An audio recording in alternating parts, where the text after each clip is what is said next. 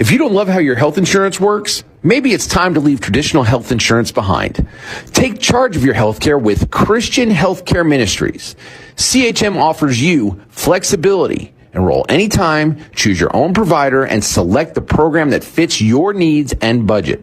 CHM is the original faith-based way of taking care of your medical bill costs. Learn more at chministries.org/wellness. Here's the Wall Street Business Report. Stocks ended a choppy day higher after the Federal Reserve left its main interest rate alone, as was widely expected, but also warned about rising risk for the U.S. economy.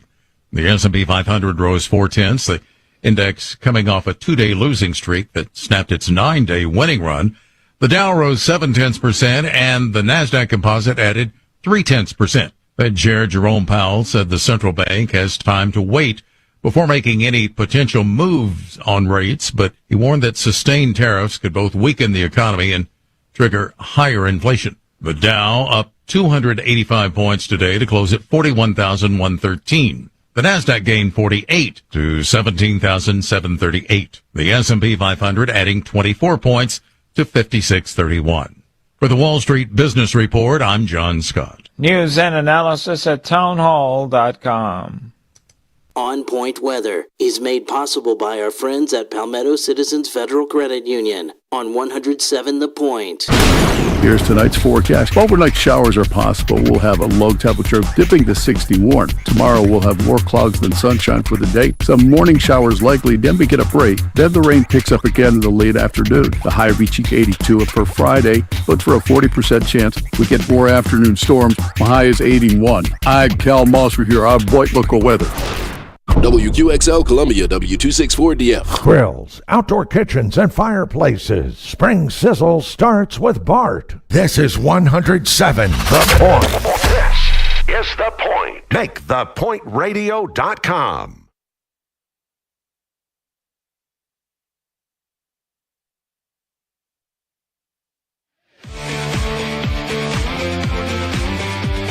This is Sports Talk with Phil Kornblut and Chris Bergen. Sports Talk is heard across the state on radio affiliates of the Sports Talk Media Network and is streaming live on SportsTalkSC.com, as well as Twitter, Facebook, and YouTube. The South Carolina Education Lottery lucky number to call in is 888-898-2525. That's 888-898-2525. Now, here are Phil and Chris with tonight's edition of Sports Talk. Welcome in, everybody. It is Sports Talk Media Network on a wide open Wednesday night as we come to you from our Grand Strand studios tonight and tomorrow night. Friday night, we'll be coming to you from our Chicago studios. Yes, we have studios all over the place as we move all over the place because we are mobile, agile, and sometimes futile. Our phone number, 888-898-2525. That is the South Carolina Education Lottery lucky number to reach us here on Sports Talk. We have back in our Columbia studios the plumber, Josh Cohen, and the body, Jesse Johnston. Jesse the Body Johnston. Handling things for us tonight, taking your phone calls. Plenty of time for calls and text messages. Good night to share a lot of different opinions on things that you want to kick around. Again, that phone number, 888-898-2525. The text line message number is 803-900-4847, 803-900-4847. If you prefer to be heard from via a text message, you can reach us that way. Well. Coastal Carolina put the hammer down on Clemson last night with that bullpen. We've heard so much about the pitching staff of Coastal Carolina. Came through in a big way for them last night. 4 2/3 innings of one-run ball for the bullpen. Chanticleers beat Clemson to sweep the 2-game series with the Tigers in the regular season. And tell you what, Coastal Carolina's having one of those magical kind of years, and this has really got to help them as far as their standing in the eyes of the committee when it comes time to rank the teams for the postseason, hand out home sites. Coastal's going to certainly be right there with that and moving on up the line there as far as their ranking is concerned. Meantime, if you're Clemson, you're a Clemson fan, question for you is, how concerned are you? You have to be concerned about the way things are going with this baseball team. Is this going to be another tease team from Clemson? Tease you in the regular season and then fail you in the postseason, since it's been so long since the Tigers last went to Omaha. And, of course, that's the dream, that's the goal. But the Tigers are definitely skidding right now. Ever since they had that really good win over Georgia in the midweek back on April 22nd, they won that game 3-0. And, they were flying high at that point. They'd come off a series win over Louisville. Since then, swept at NC State, and it really wasn't all that close, 14-4, 8-3, and 4-1. Lose 2 out of 3 to Florida State. One of which was a close one, 11 innings. They lose 6-5. They won a game 6-3, then got blown out 20-9, then lose at Coastal Carolina last night. So things are not going well for the Tigers. Is this just a bump in the road, or is this a slide that Eric Bakich is not going to be able to pull his team from as they head toward the postseason? They host Duke beginning on Friday for 3. That's a crucial weekend for the Tigers to win a series. Duke's a good team. Their RPI is good. They're up with Clemson, battling for the lead in the ACC. Well, not for the lead. Right now they're kind of out of the battle for the lead, but kind of battling for one of those top 4 spots for the tournament to get the double bye. And right now Clemson is out of that conversation. So they can ill afford another series loss. Then they go to Pittsburgh to close out the regular season. You got to sweep that series, no question about it. You got to sweep that series. So all of a sudden the Tigers are 37-13. Coastal Carolina improves to 38-11 with their win last night. So we'll hear from both of the coaches, but as you heard from Matt Smith on the show last night, the place was wild. The crowd was awesome, standing room only. Fans were the Coastal fans, of course, were really into the ball game, and they have great fan support. And they've had great fan support all season long, worthy of a team that's been as good as Coastal Carolina has been this season. So, Chants won a big one for them last night at home against Clemson. Meantime, South Carolina hitting the road today to go to Auburn, and they'll open up a 3-game series with the Tigers of Auburn tomorrow. And who knows what's going to happen with South Carolina. If they get a great pitching performance by Stone tomorrow, they'll have a chance to be in that game. They've got to get him to go. He's got to go more than 3 or 4 innings. They've got to get some length out of him. This pitching staff for South Carolina, of course, has got to rebound from the overall performance that it had last weekend against Florida, with all the walks and all the home runs they gave up, all the runs they gave up. Just got to be a complete rebound for them. But Stone and McCoy are slated to be the first 2 pitchers for the Gamecocks in the first 2 games of the series at Auburn. And I know right now South Carolina baseball fans really down on the program. You read some of the messages online and some of the comments from people online, and, I mean, you can call for Paul Maneri's head all you want, and I don't think you'll get your way. I just don't think South Carolina will make a move. But when you think about things historically at South Carolina, I mean, that kind of thinking is dangerous thinking. I mean, imagine if people had thought that way after Lou Holtz's first year. Well, he didn't win a game. Let's just fire him. Now, I know he inherited a team that only won 1 game the previous season. He goes winless in his first season. What a mistake that would have been to overreact, panic react, and make a change there. Think about Lamont Paris's first year. Didn't win a whole lot of ball games.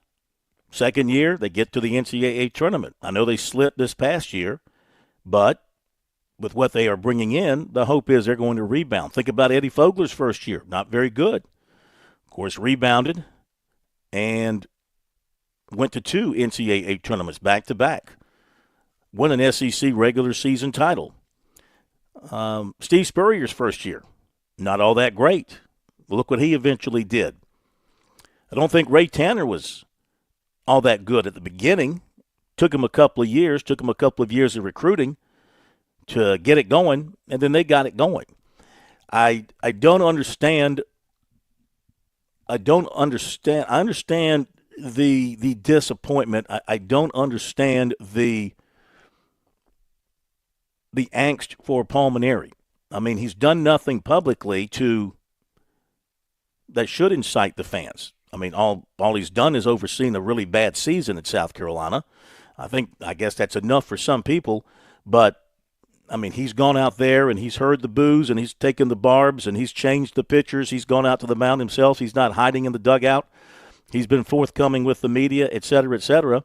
I think he realizes what they've got and what they've got to do, and he is determined to turn it around and make it happen at South Carolina.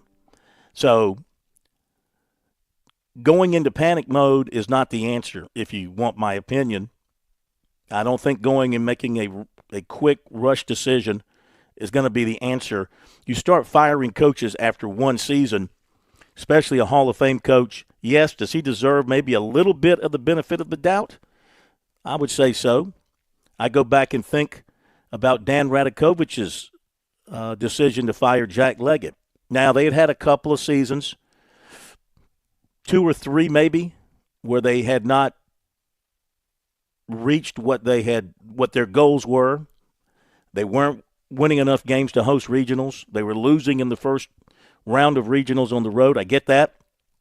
Still, Hall of Fame coach, you got to give him a chance to fix the problem. And he didn't. He fired Jack. He brought in Monty Lee. Well, Monty did an okay job, but he didn't take Clemson baseball any higher.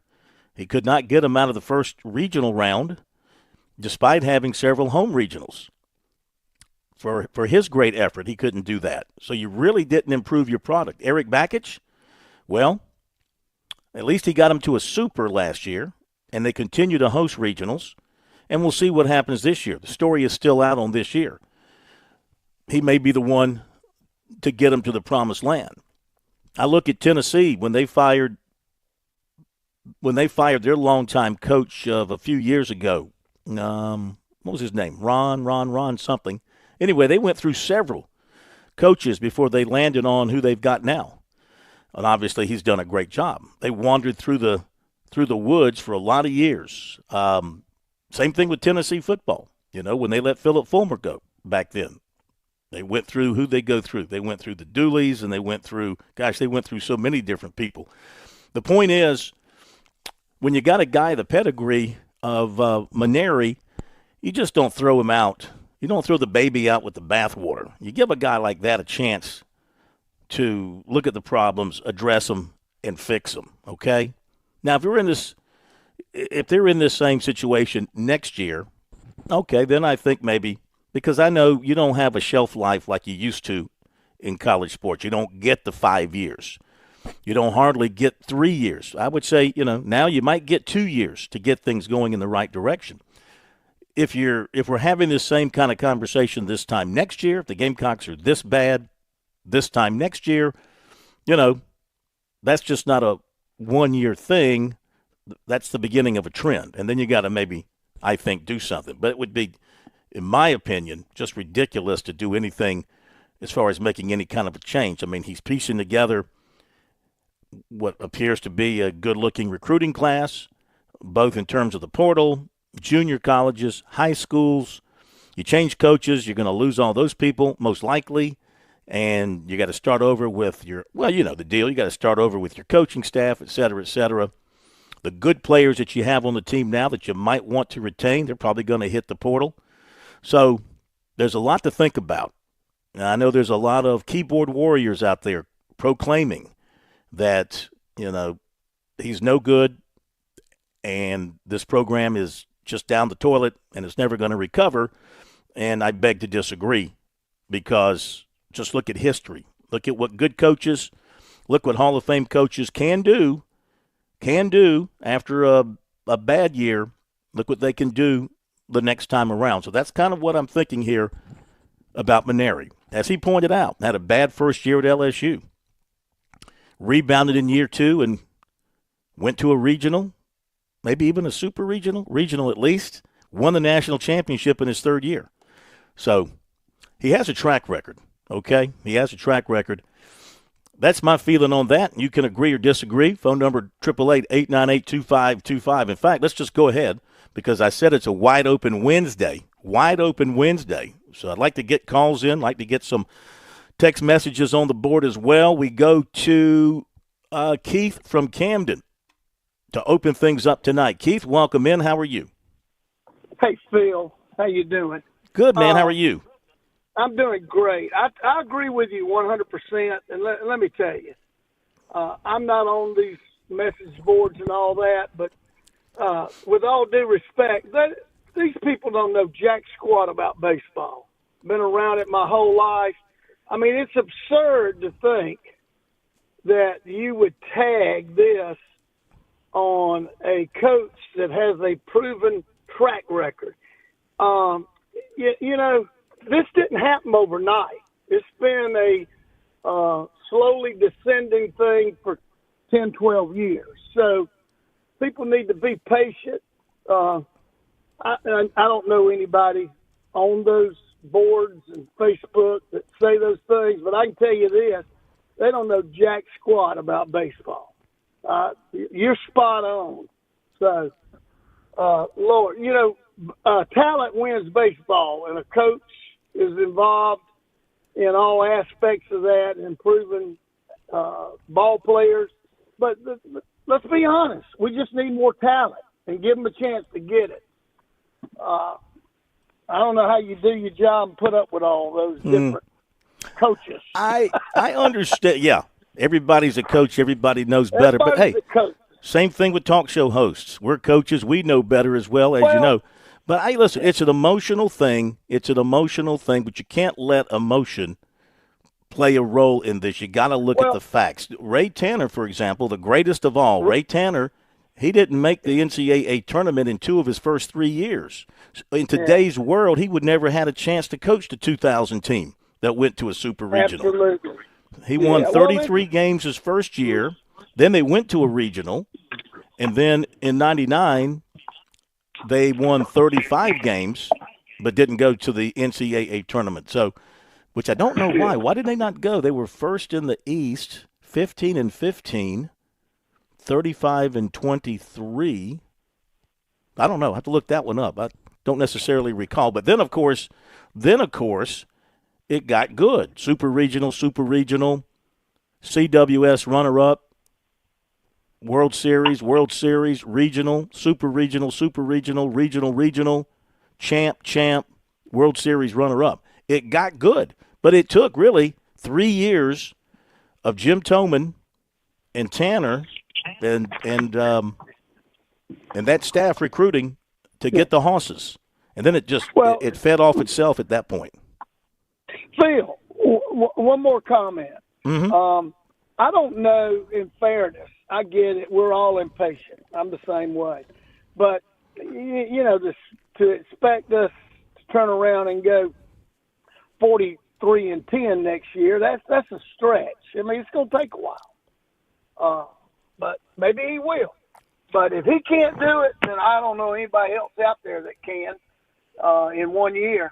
So enjoy the show. Y'all have a great evening. Thank you. Thank you very much. Appreciate it. Well, and of course, the SEC is a different animal than it was in the late 90s, that's for sure. I mean, like everything in the SEC, it's just gotten tougher top to bottom. You know, you can be the 10th or 11th place team in the SEC and still have the qualities to win the College World Series. That's how good and how deep it is. Thank you for the phone call. We'll hit the break, and we will continue with your phone calls and your text messages.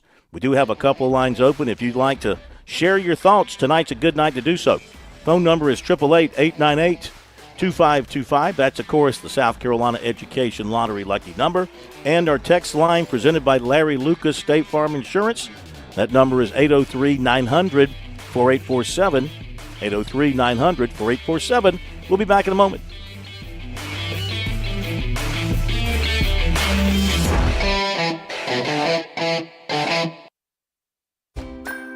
I'm State Treasurer Curtis Loftus. Whether it's becoming a teacher, dentist, or engineer, every child deserves the chance to chase their dreams. Investing in a child's education with Future Scholar, South Carolina's 529 College Savings Plan, can help turn those big dreams into next steps. So don't wait. You can start with any amount. Contributions are tax deductible and earnings grow tax-free.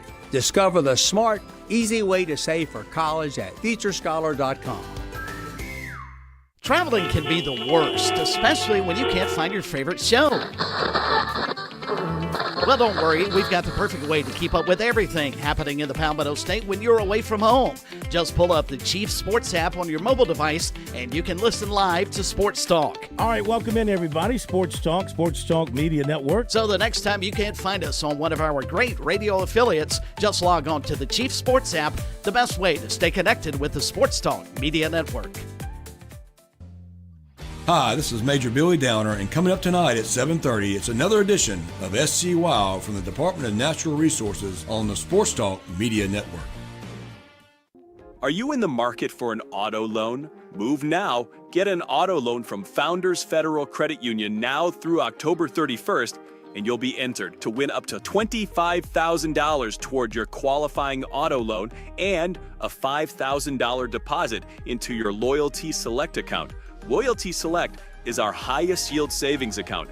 Leave it there to grow or transfer it out to spend. And the best part?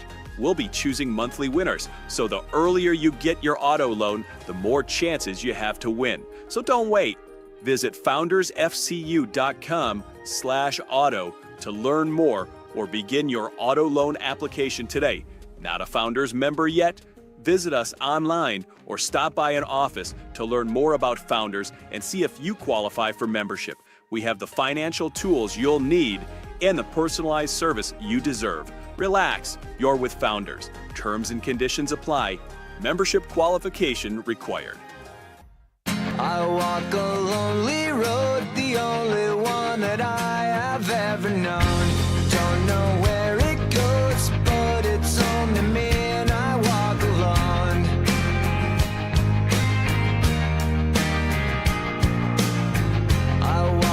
Empty street on the boulevard of broken dreams, where the city sleeps and I'm the only one and I walk alone. Coach having no problem whatsoever at South Carolina is Kaylin Anderson.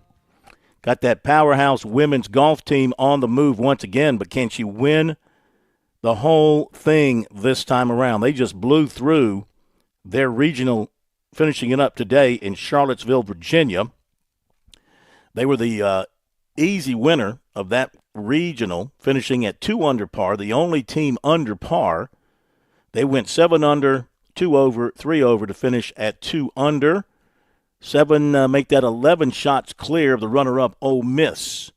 College of Charleston in the same regional finished in 10th at plus 45. So from that regional, South Carolina, Ole Miss, Virginia, Florida, and UCLA advanced to the NCAA championships. Individually, the Gamecocks had 3 players to finish at even par, which was good for a tie for 4th. Hannah Darling, Louise Rehnquist, and Isla Golitsky.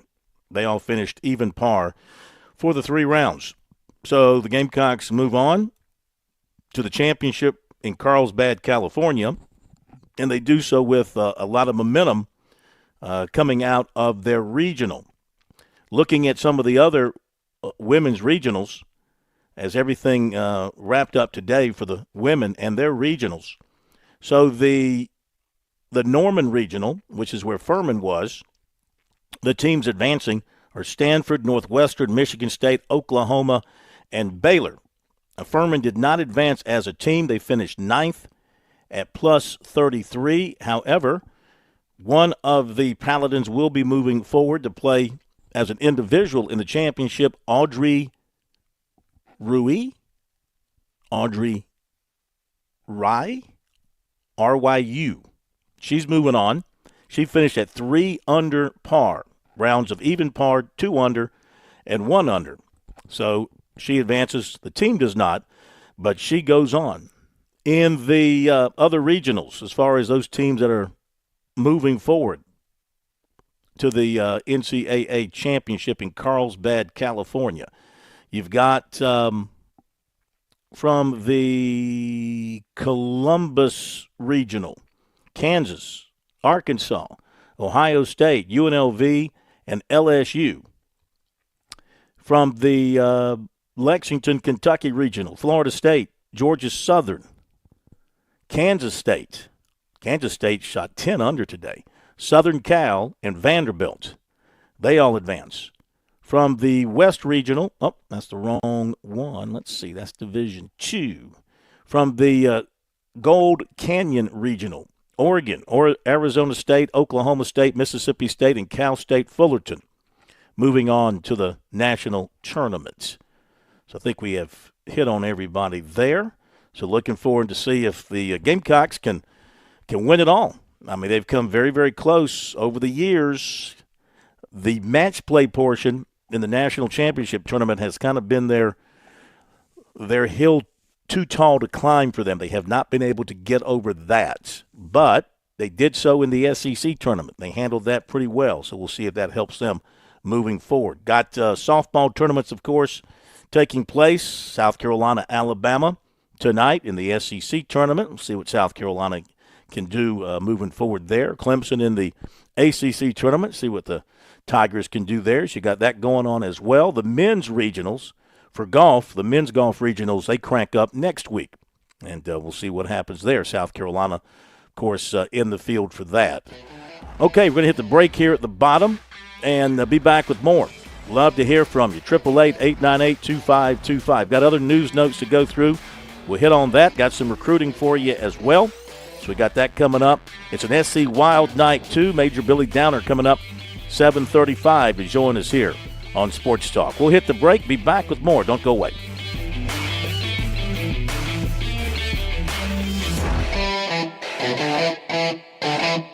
On Point Weather is made possible by our friends at Palmetto Citizens Federal Credit Union on 107 The Point. Here's tonight's forecast. Overnight showers are possible. We'll have a low temperature dipping to 60 warm. Tomorrow we'll have more clouds than sunshine for the day. Some morning showers likely, then we get a break. Then the rain picks up again in the late afternoon. The high reaching 82 per Friday, but for a 40% chance we get more afternoon storms. The high is 81. I'm Cal Mossford here on Boyd Local Weather. Hey y'all, it's Ted from Flight Deck Restaurant. We're introducing Friday Night Prime Rib Special. Our great chefs at Flight Deck Restaurant have created a great prime rib dinner special, which includes a 10-ounce slow-roasted certified Angus beef prime rib dinner, served with 2 sides of your choice for only $22.95. And if you mention We Love Flight Deck, you get a free cookie or a soft drink with your meal. So come see us at Flight Deck Restaurant to enjoy a delicious slow-roasted prime rib dinner. While you're here, check out the new and improved arcade with over 33 games. We at Flight Deck Restaurant thank you, and God bless. With SRN News, I'm Keith Peters in Washington. The Federal Reserve has kept its key interest rate unchanged Wednesday, brushing off President Trump's demands to lower borrowing costs, and said that the risks of higher unemployment and high inflation have risen. The Fed kept its rate at 4.3% for the third straight meeting after cutting it 3 times in a row at the end of last year. A bill that would make college less affordable for illegal aliens is advancing in the Texas Senate. The Senate's K-16 committee voted 9-2 on Tuesday to bring Senate Bill 1798 to the chamber's floor for a full vote. It would eliminate undocumented students' eligibility for in-state tuition and require those previously deemed eligible to pay the difference between in and out of state tuition. More details at srnnews.com.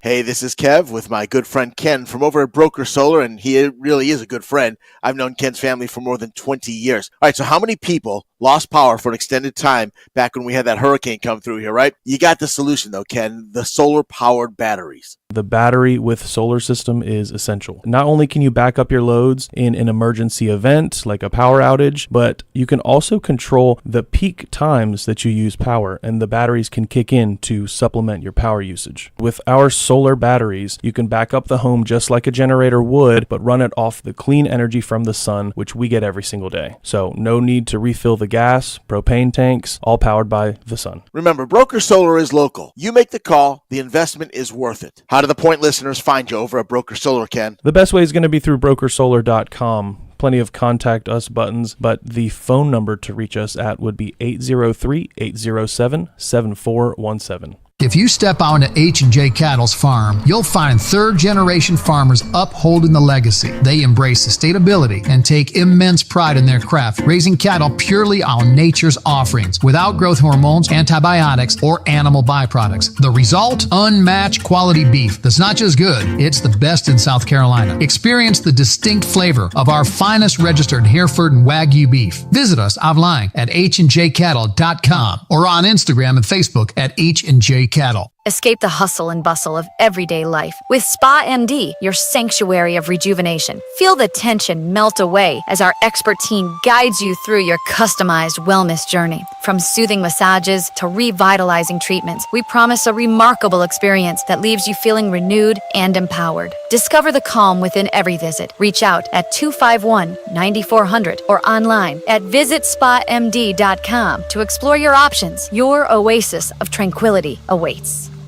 Are you in the market for an auto loan? Move now. Get an auto loan from Founders Federal Credit Union now through October 31st, and you'll be entered to win up to $25,000 toward your qualifying auto loan and a $5,000 deposit into your Loyalty Select account.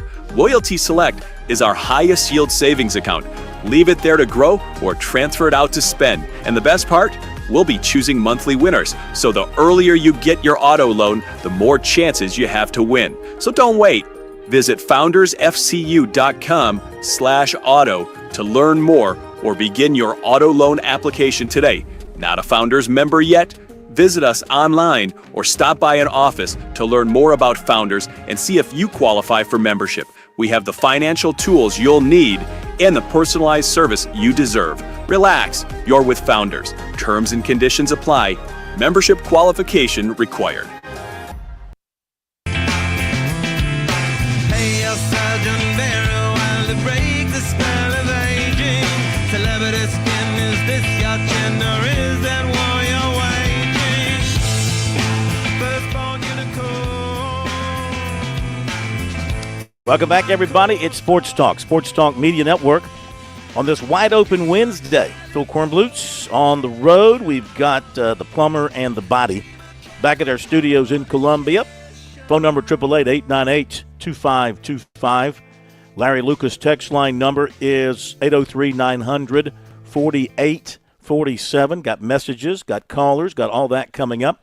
Let me hit on a few other top news notes of the day. Got recruiting coming up for you just a little bit as well. A reminder, our poll question of the week, which is brought to you by our good friend Larry Lucas over at Larry Lucas State Farm in Columbia. One phone call gets you all the answers you need to your insurance questions. 803-799-1998 for Larry, 803-799-1998, and 75.8%, no confidence at all in Paul Maneri turning things around in 2026 for South Carolina. 14% put their belief at 50%. 7%, it's grown a little bit, or 100% in the believe in him column, and 3.1% are at 75%. So got time to get that vote in, so make sure you do so before you're not able to do so any longer. Let's see, what else to tell you about? Okay, so you heard Shane Beamer this week talk about running back Rasul Faison and how frustrated he is with the NCAA because they've had the paperwork on this guy for a long time, and they have not given him a waiver. They've not given him an answer one way or another. So what he's done is hired lawyer Darren Heitner, who worked with Miles Studi, has worked with many others, to push the NCAA forward on this thing. He could file some kind of a lawsuit or an injunction or something to get the NCAA off its ass. That's right. Get it off its donkey and get it moving. Heitner wrote that he'll be urging the NCAA to prioritize providing a decision on his request for an additional year of eligibility. Now, when you look at the history of Rasul Faison, it's an interesting history. This would be his 7th year in college. And who of us did not spend 7 years in college? That's becoming a routine thing. I think nowadays, if you get out, the strange thing is it used to be like if you spent 7 years in college, you were either going to be a doctor or a lawyer. You just weren't coming out with your BA or your BS. There's a lot of BS involved, don't get me wrong. But, you were going to be one of those really smart types. You're going to have a doctor by your name. And if you were there 7 or 8 years, we got guys in college athletics now for 8 years. I guess guys and gals. Well, in the case of Faison, this would be his 7th year in college as a student in some form of college. He began as a freshman in 2019 at Marshall. He did not play football. In 2020, he went to Lackawanna Community College in Pennsylvania. He did not play football. In 2021, he went to Snow College, a junior college in Utah. He was on the team but did not play.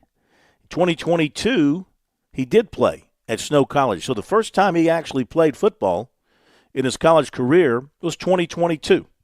So from a football standpoint, he's played in 22 and 23 and 24. So he's only played 3 years of football, though he's been in college for 6 years.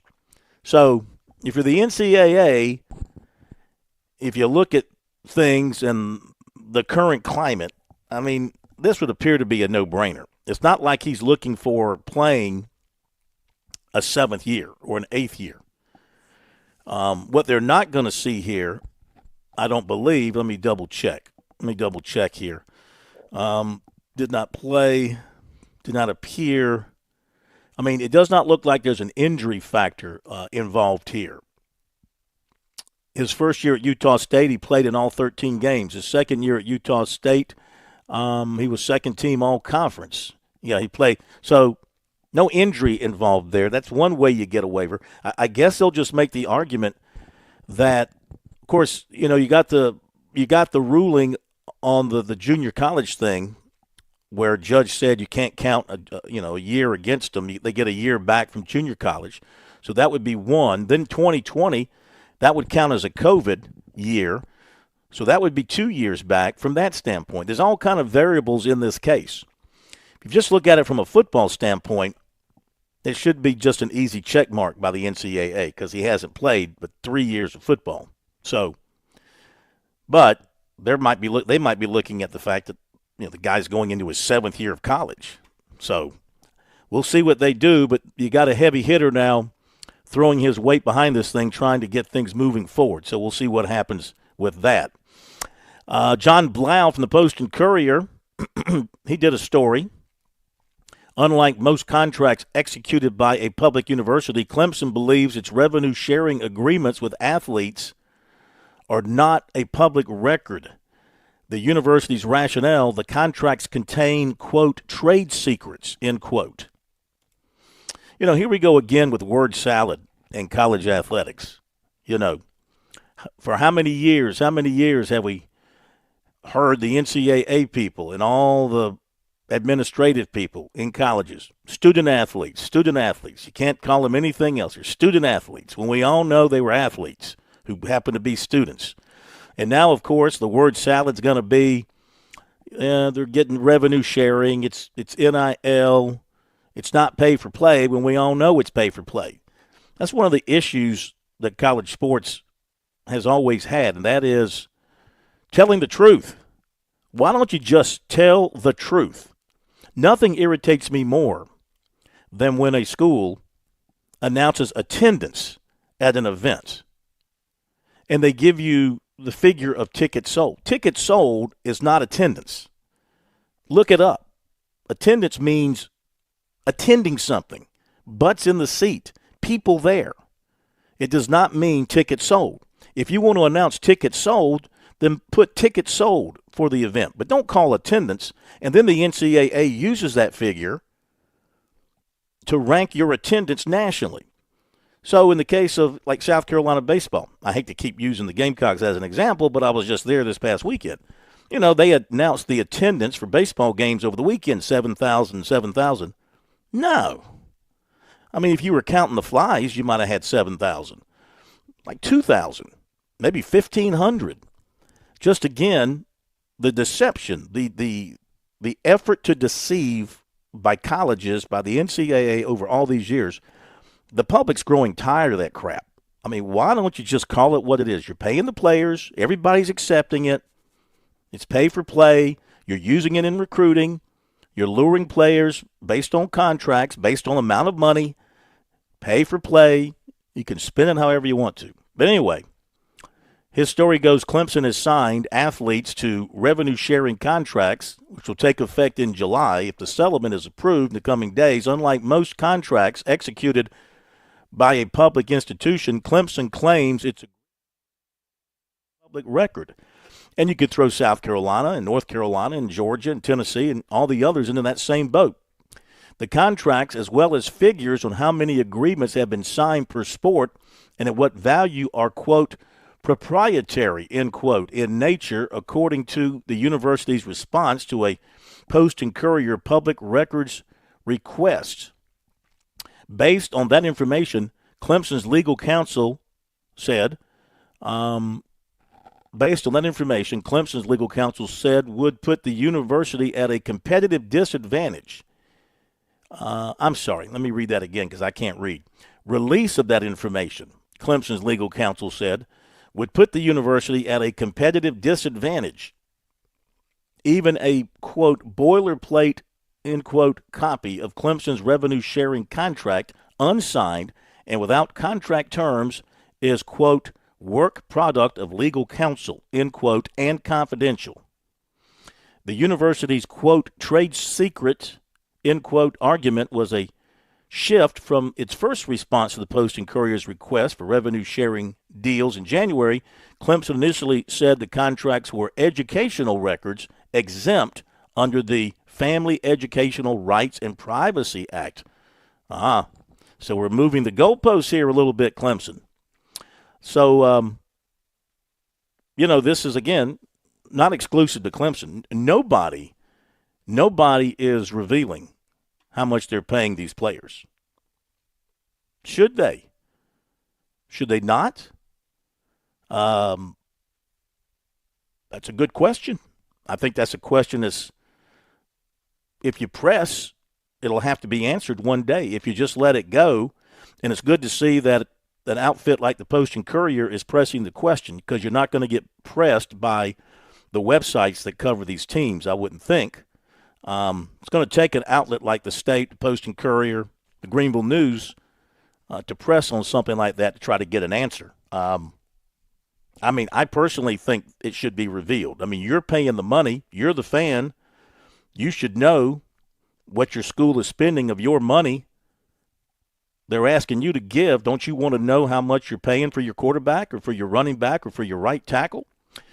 President Trump is making plans to create a presidential commission to study college sports. Good luck with that, this he told Yahoo Sports. They call this a landmark moment in industry history. The commission is charged with finding solutions to the unregulated landscape. One more note, and we'll get back to your phone calls. From Front Office Sports, we're talking about money. Keep this in mind. We've talked about this for a long time, and we're kind of seeing it more and more come to fruition. ESPN's domestic revenue rose 7% to $4.2 billion, but operating income fell 17% to $648 million, with earnings particularly hit by increased rights and production costs for the new expanded college football playoff, as well as the timing of the 24 NFL regular season schedule.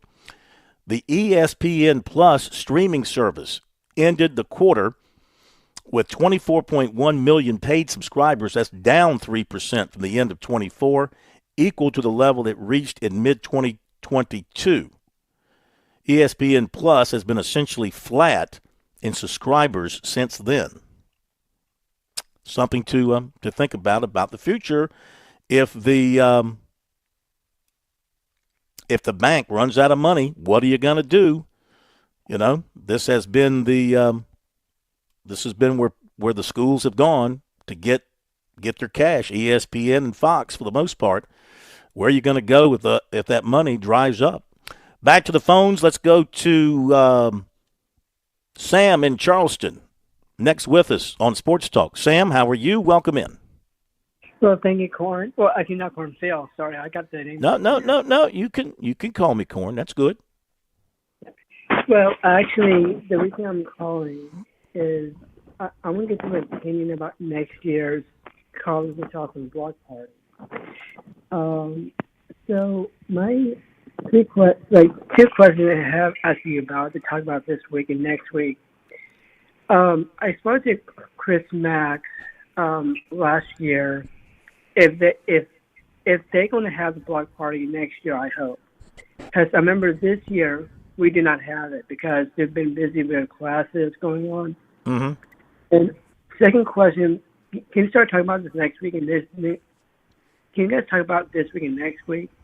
But the second question I'm having is this brand new stadium at Kansas Jayhawks, and I'm a big fan of the Jayhawks because Bill Self is a great coach for basketball. Have you seen the renderings of the new football stadium? And thirdly, make this real short, that there were a couple of talks about North Carolina Tar Heel new arena. Can you three things? North Carolina new arena for what? For next basketball season in the block party in the. Well, yeah. Let me. There is no new arena for North Carolina for the Tar Heels. I mean, the Dean Dome is still there, the Smith Center. That's not going anywhere. So don't know where you got that. That ain't happening. The Kansas football stadium, yeah, complete rebuild of that stadium. I've not seen what it looks like. I'm sure it's nice. They're putting a ton of money into it. And if I'm not mistaken, was Kansas able to play their games at home this past season?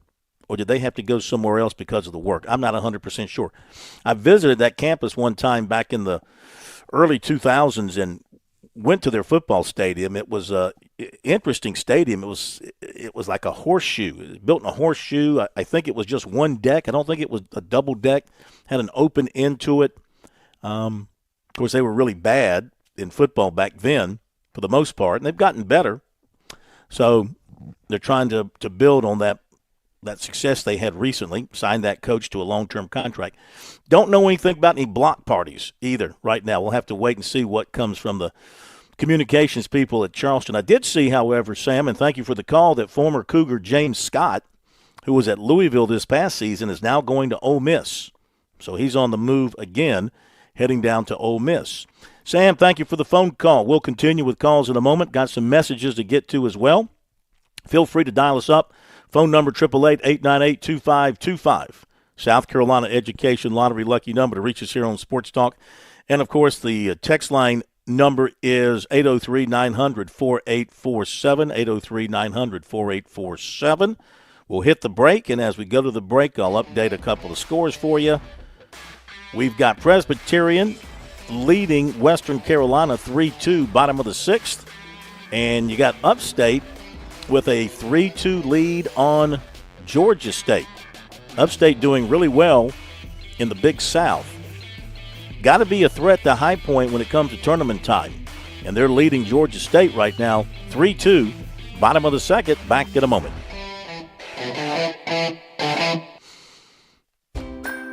When I grew up, I want to be a nurse. I want to be an engineer. I want to be a teacher. There's never been a better time to start making their dreams come true. Future Scholar, South Carolina's 529 college savings plan, makes it easy to save for their future education. Contributions are tax deductible, earnings are tax free, and you can start saving right now with any amount. Go to futurescholar.com today to discover the smart, easy way to save for college. That's futurescholar.com. Hi, this is Major Billy Downer, and coming up tonight at 7:30, it's another edition of SC Wow from the Department of Natural Resources on the Sports Talk Media Network.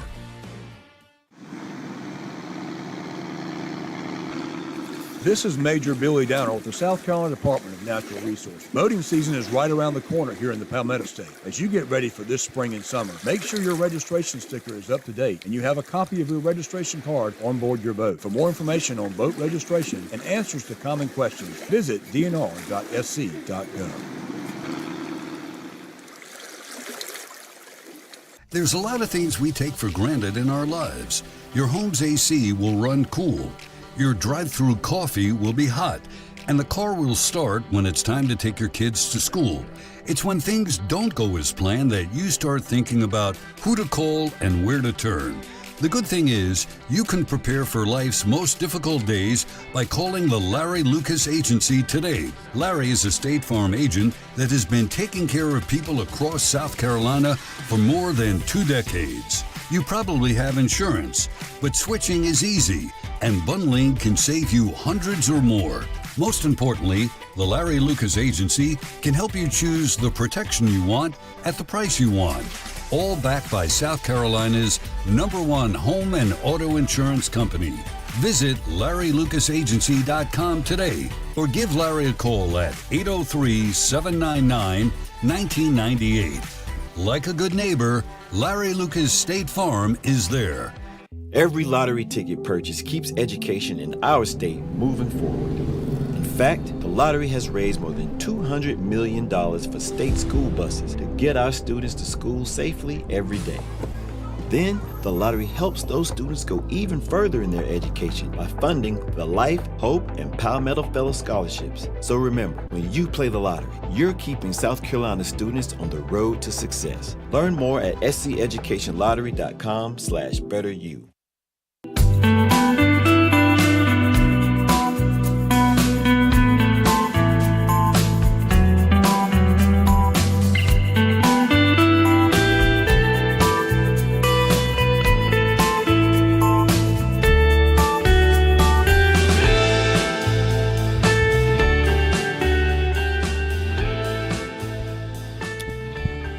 Coming up on the top of the hour here on Sports Talk, if you want to join in, had a couple lines open up when we hit the break, so lines have opened up.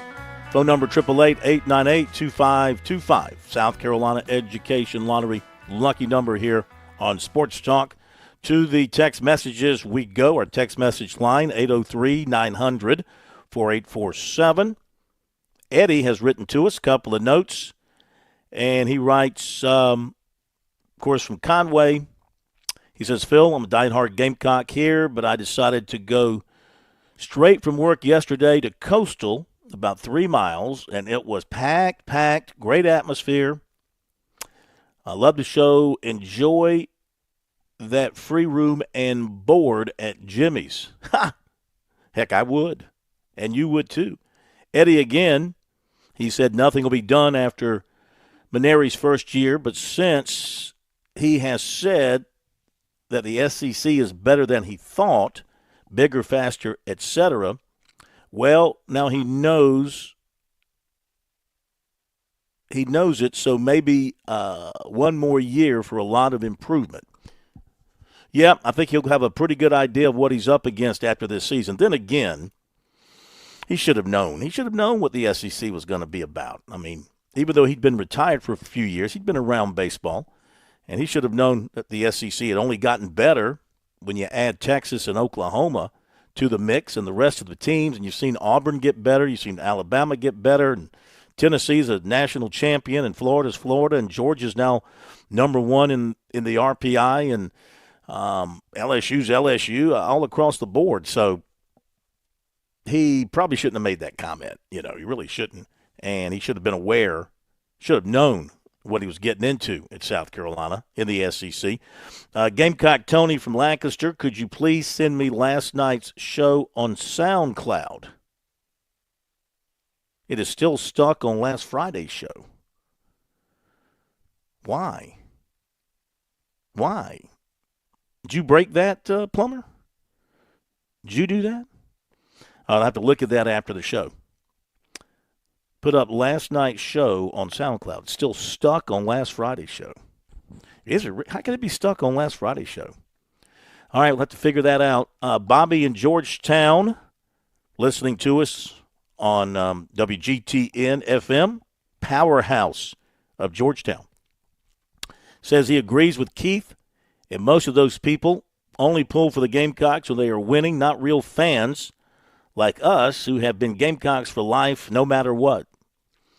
Yeah, I tell you, the folks who were at the games over the weekend, those are true baseball fans right there. Those are the ones that go to the SEC tournament, travel with the team, show up, cold weather, rainy weather, good team or bad team, because they do love their team, they do love their school, they do love baseball, and they're going to be there no matter what. It's the other ones, it's the bandwagoners that jump on and jump off. Those are really the ones you hear the most complaints about, I guess. You know, the true fan hangs in there and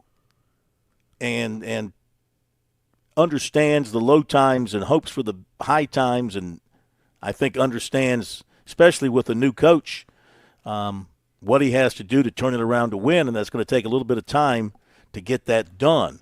You know, you look at the team that he took over, it was a team that went to a regional last year. It was a team that went to a super regional the year before.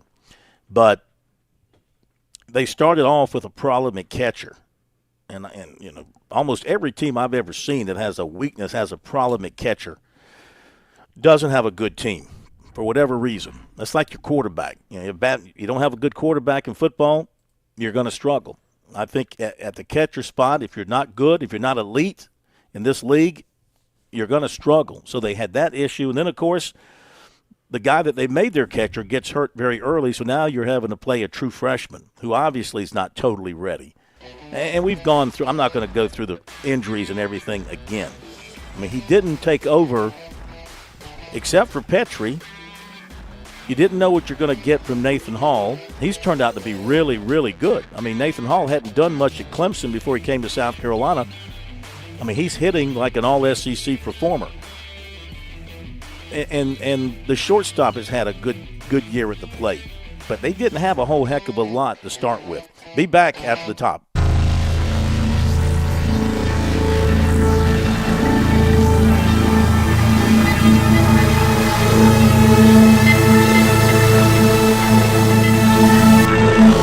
WQXL Columbia, W264DF. Grills, outdoor kitchens, and fireplaces. Spring Sizzle starts with Bart. This is 107 The Point.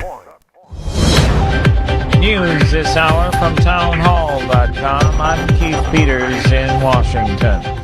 Vice President J.D. Vance says Russia is asking for too much in negotiations to end the war with Ukraine. But this is how negotiations unfold. And I wouldn't say, I'm not yet that pessimistic on this. I wouldn't say that the Russians are uninterested in bringing this thing to a resolution. What I would say is right now, the Russians are asking for a certain set of requirements, a certain set of concessions in order to end the conflict. Vance spoke Wednesday at a Washington meeting hosted by the Munich Security Conference. He says Ukraine and Russia aren't even talking constructively about what would be necessary for them to end the conflict. But he says he thinks it was the right thing to do for the U.S. to start the process of negotiation. I'm Donna Warder. The Federal Reserve is keeping its key interest rate unchanged at 4.3% for its third straight meeting. Fed Chair Jerome Powell. The risks of higher unemployment and higher inflation appear to have risen, and we believe that the current stance of monetary policy leaves us well positioned to respond in a timely way to potential economic development. Sweeping tariffs imposed by President Trump have injected a tremendous amount of uncertainty into the U.S. economy and the Fed's policies. House Republicans have added a provision to their sweeping tax cut package that would authorize the sale of hundreds of thousands of acres of public lands in Nevada and Utah. The proposal prompted outrage from Democrats and environmental groups who called the plan a betrayal that could lead to increased drilling, mining, and logging in the West. The plan would sell thousands of acres of public lands in the two states and call for some of the parcels to be considered for affordable housing projects. On Wall Street, the Dow up by 284. More at townhall.com. You heard the news. Newsmax just went public on the New York Stock Exchange and listed on the big board. Millions of Americans like you are joining our news revolution.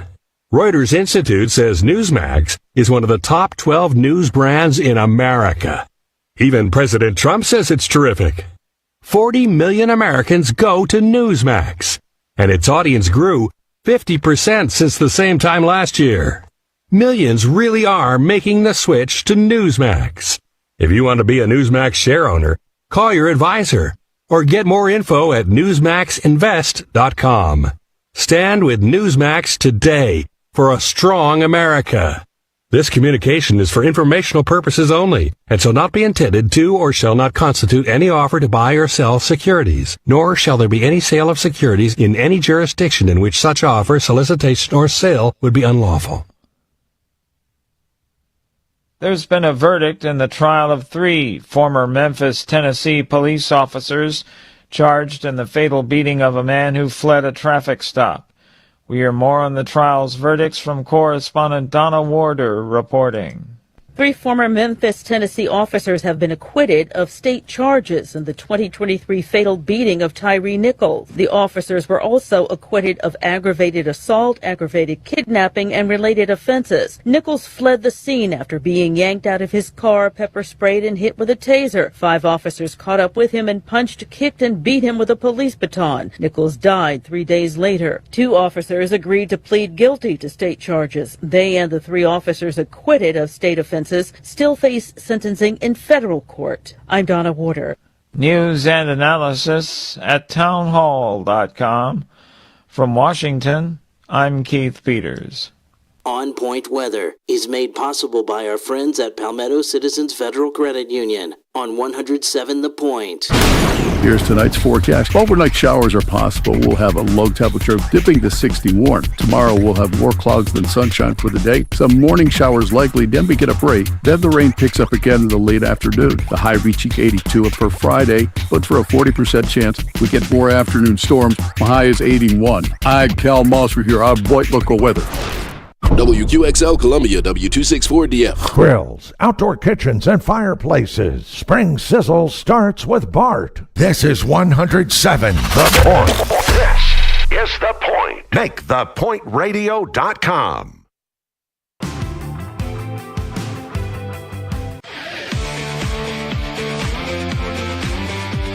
Welcome back to Sports Talk on the Sports Talk Media Network.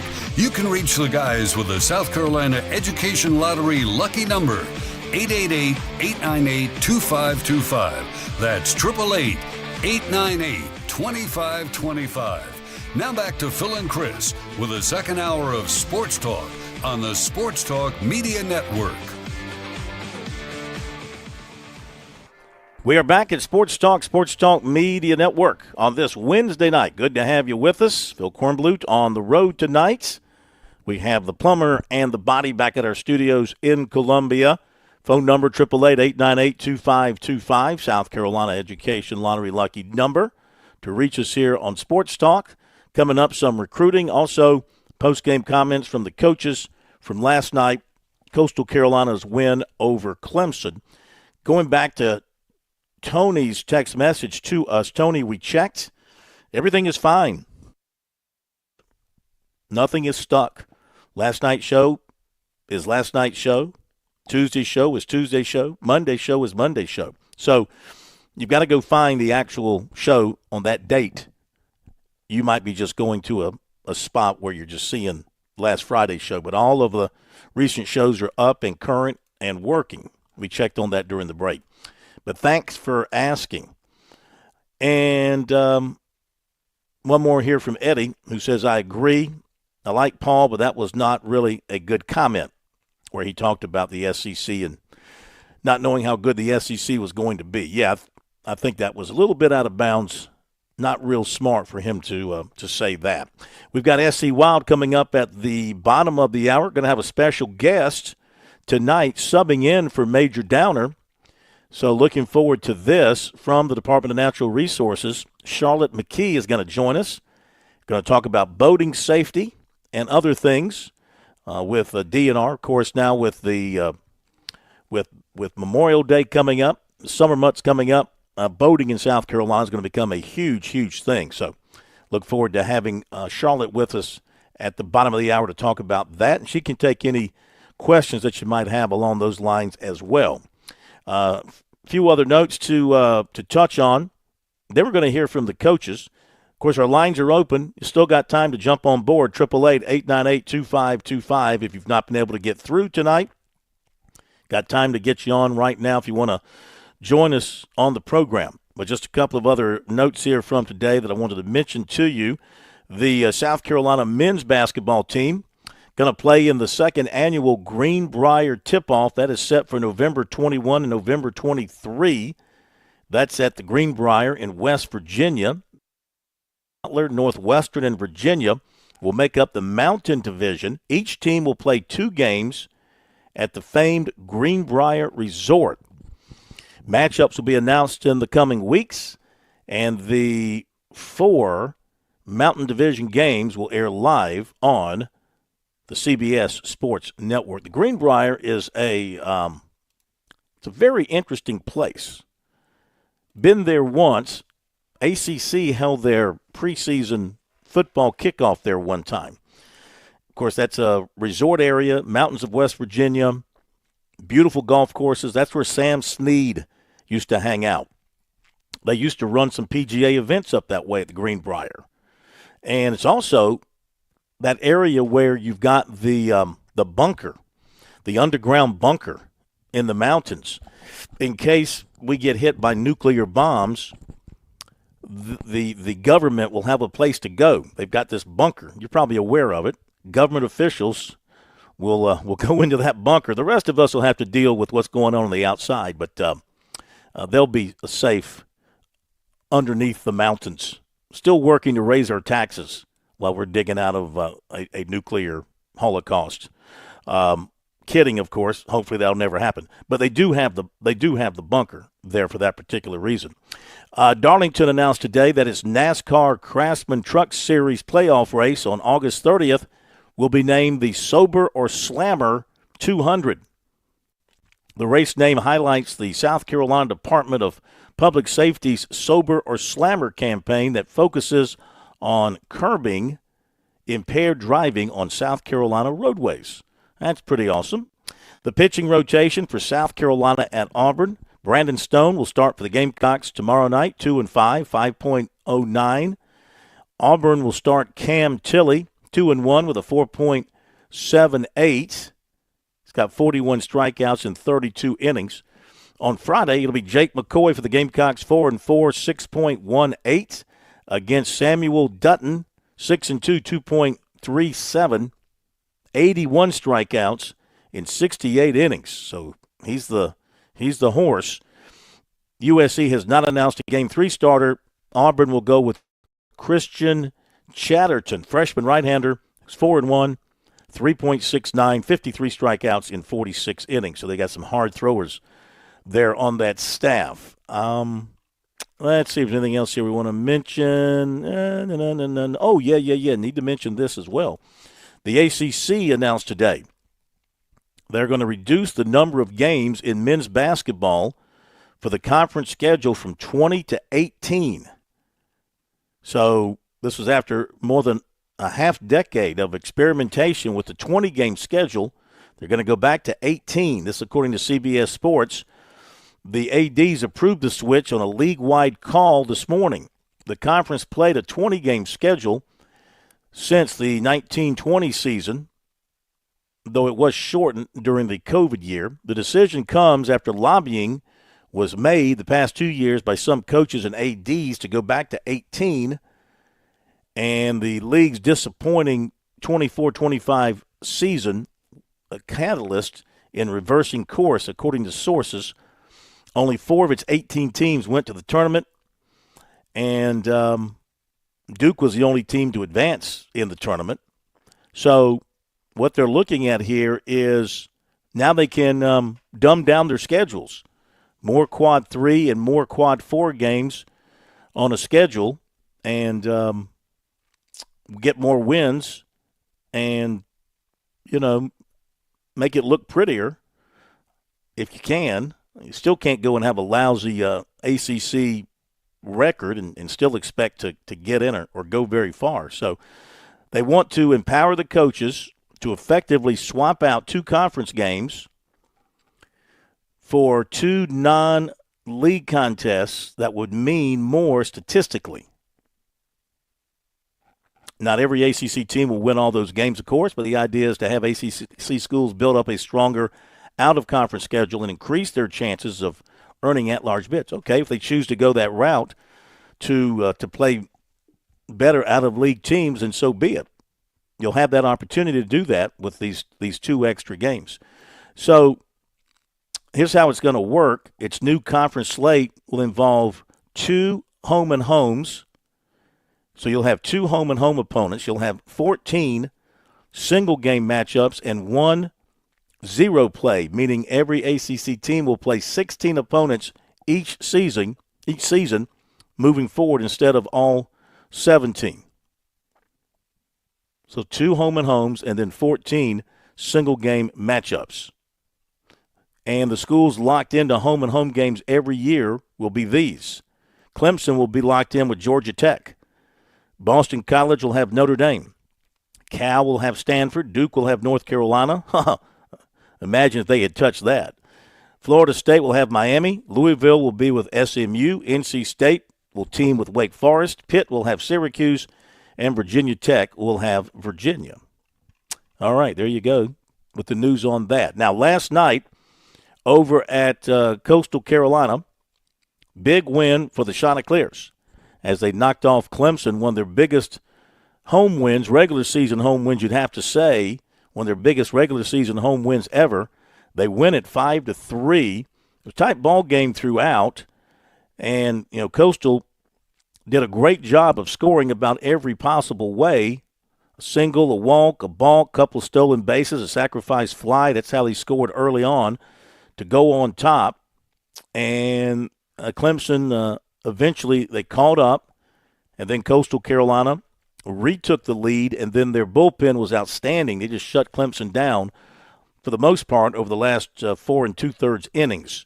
So Clemson falls to 37-13 with that loss, and Coastal, which is now 21-4 at home, improves to 38-11 overall. Let's hear from the head coaches what they had to say to the media who were there to talk with them. Let's go first to Kevin Schnall. Of course, Matt Smith was there covering for us. Here is Coastal coach Kevin Schnall as he talked to Matt and I think one other media person who was there after the game. Make this team different is the quality and depth of the pitching staff, and tonight seemed to be an example of that. Yeah. Well, let's start with, listen, we're 38-11, and we appreciate your coverage, but we want you guys to come out every game. Don't just show up when Clemson comes in town. Right? This is important. This is a big program. We're top 25 in the country. We're leading the Sun Belt right now. And you guys show up when we play Clemson.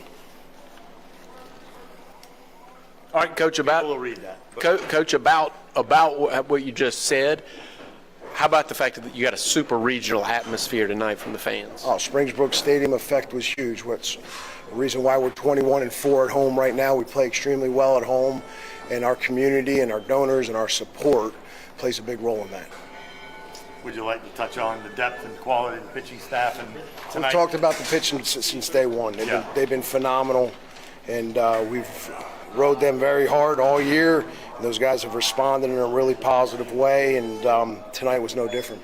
How about the character from Dominic Carbone after he gives up the single and he turns around and gets the next 2 guys? He really bowed his neck there in that situation. He gave up a shift single. You can't do anything about it. We're in the shift, and the guy hits it through the shift, and then he 4-pitch walks the lefty, which he's dominated lefties, and then to his credit, he really executed 2 hitters in a row, and we get off the field with 2 big strikeouts. You guys seem to be using a hit by pitch as an offensive weapon this year. Has that been an approach at the plate, a team-wide approach at the plate? Well, our goal is to get on base. We want to have a lineup with guys that are obsessed to get on base, and that's an avenue to get on base, and our guys have absolutely bought into it.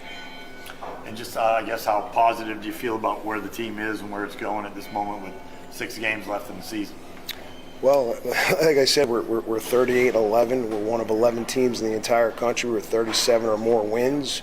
We're ranked inside the top 25 in every major poll. We're number one in our conference right now, and we're in a really good spot. But this weekend's really critical. We've got to make sure that we're going to enjoy this tonight, but we've got to regroup. We've got to rest. We've got to prepare for ULM starting on Thursday. Yeah, Coach, that's one thing about it. This conference, probably better than people know. The Sun Belt Conference is terrific. Anybody looks at the RPI and says that. So how do you think that those conference games tested you, have you ready for the regional teams like Clemson you're going to face here in the next few weeks? Well, every day gets us prepared to win in regionals. I mean, we've been preparing since August to win the Sun Belt Conference, to host a regional and put ourselves in position to win a regional. So every single day we've got high standards and high expectations to put ourselves in position to win games like tonight. Where do you have to be better, Coach? Obviously, tonight was a terrific victory, and it's a feather in your cap. But as you just mentioned, you try to get better every day. Where can you still improve? I think the biggest thing right now is we just got to continue to be consistent offensively. The last 10 games, we're hitting over 330. We're moving in the right direction as an offensive club. We're leading the Sun Belt Conference in runs scored. We're number one in the conference in on-base percentage. So we're doing a lot of really good things, but that's going to be the big piece for us to continue to push forward offensively. We played tremendous defense all year long. We've got the best catcher in the entire country, and obviously our pitching staff's one of the top 3 pitching staffs in the country. Yeah, they have a lot of great pieces. Coastal Carolina, back end of that bullpen, starting pitching. He mentioned the catcher. What I say earlier, that's not me. I don't know anything, but I've had coaches talk about, you got to have a catcher. You don't have a really good catcher or an average catcher, maybe above average catcher. Bodine is certainly way above that, obviously. Coach believes he's the best in the country. He was a little bit, what would you call it, not happy with their media coverage throughout the year. It's tough for Coastal Carolina. I don't know what they have down there with how much the television stations come out or the Myrtle Beach papers, all that. I mean, they should be. You got one of the best teams in the country going right now. Obviously, it's hard for us to be there. We don't claim to be there every game. So, yeah, he'd like to see more media covering them on a regular basis other than when Clemson shows up. And I get that. I can understand his frustration. But you got to kind of understand where you are geographically and understand, too, as much as Coastal people like to think about themselves, and as well as they have done, they're still not a statewide entity. They're still a baby. The school's a baby. The program's a baby. They don't have, hundreds of thousands of living alums like South Carolina and Clemson do because they're older. They've been around a lot longer. They split the state. Coastal's got its a regional impact area, not necessarily a statewide brand. Really, you think about it around the real statewide brands would certainly be South Carolina, Clemson, Citadel, and South Carolina State, I would say, because of the nature of their programs and their age. All right, let's hear from the other side. Eric Bakich having to do a lot of splaining recently about tough losses. Here we go. Making a statement? Disappointing game. Been saying that way too much lately these last few weeks. We're obviously fighting it and going through it, but we'll get through it. And we're just gonna put our head down and get back to work. And the only way we know how to do this is just to keep coaching and keep coaching hard. And rather hit a little bit of a rough patch and figure out how to get through it and be better for it. But at some point we need to get out of it. So.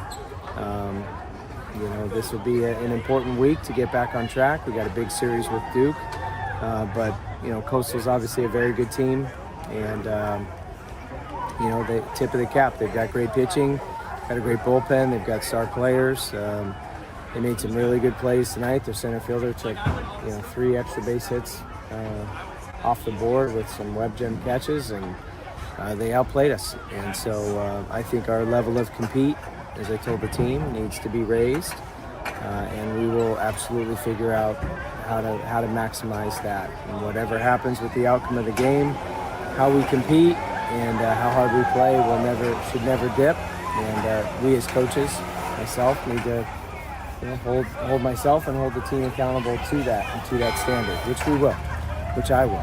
So we'll get it right, and this may end up being a really good thing for us. But we got to get out of it. It's been long enough.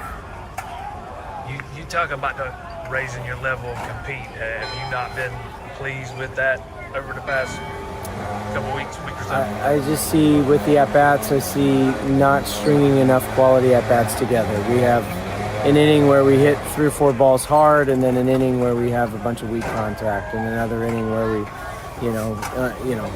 strike out uncompetitively, or be in a plus count and we're late on a fastball in a plus count, or we, swing at a pitcher's pitch when we've got less than 2 strikes, and just little things like that add up that aren't allowing us to score at the rate and the level that we should be scoring. I think we've got a good offense that I know there's better performances, not only among some individual players, but I think there's just a better team offense in us. And we've been really good throughout the year of playing complementary baseball. When we didn't have a great night offensively, the pitching held it down, and it was a low-scoring game. And when we had a great night offensively, but it wasn't a great night pitching, we had won a high-scoring game. And so it just hasn't worked out. Maybe it all evens out, and that's baseball. But as I told them, I would never say anything in the media that I didn't tell them. And I told them we're better than what we're showing, and not going to lower, and they shouldn't lower the expectations or their standards. We just have to meet them, and we have to raise our level of performance, and sometimes that's just raising your level of compete in order to get there, and we'll get there.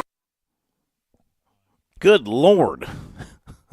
What was nothing like having a bunch of blowers and sounded like a siren going off there in the background, but I think it was all the wind, the blowing equipment there on the field, and getting the field prep for their upcoming series against ULM. Okay, Eric Bakich, you got to love the honesty. Not happy with some of the effort he's seeing from some of his players, but he remains confident and believes that they can find it again and get the best out of them. Last home series coming up against Duke, so they need to get it right, get the mind right, and get the physical part of it right before they get to the ACC tournament. We're going to get to recruiting right after this break. I'm attorney Jim Corbett. I'm not a case manager.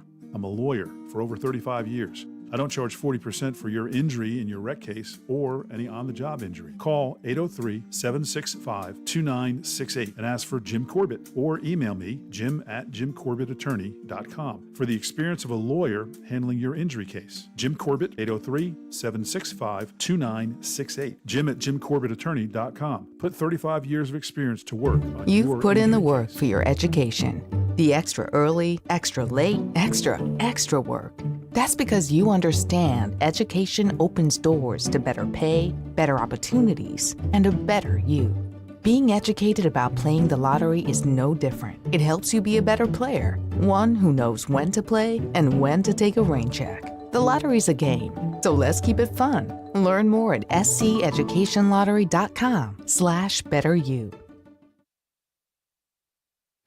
If you're looking to grow your business, Sports Talk is here to help. Whether you're a small business owner or part of a large company in the Palmetto State, we want to hear about what you do. Sports Talk has a proven track record of delivering real results to our partners, and advertising with us is probably more affordable than you think. Our network of affiliates gives us the flexibility to work with budgets of all sizes, and our statewide coverage means that whether you're in Greenville, Orangeburg, Chesterfield, Charleston, Woodruff, or anywhere in between, your future customers are listening to Sports Talk every night. Radio remains one of the most effective ways to reach potential customers, and with our extensive reach across South Carolina, your message will be heard. Every business has a story, and we're here to help share yours. Let's find success together. Email us at sportstalkmedianetwork@gmail.com or visit sportstalksc.com to learn more about how we can help grow your business.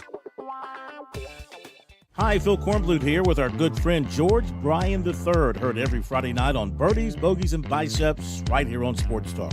George, the Tsunami Bar, a very valuable tool for golfers. Why is that? Well, the first thing that I say is the tempo. It's the only tool out there that allows the study of tension right from the first grab to be expressed, and rhythm and tempo is what makes the bar work, and it gives you something awfully special to keep those hands soft and get that rhythm going.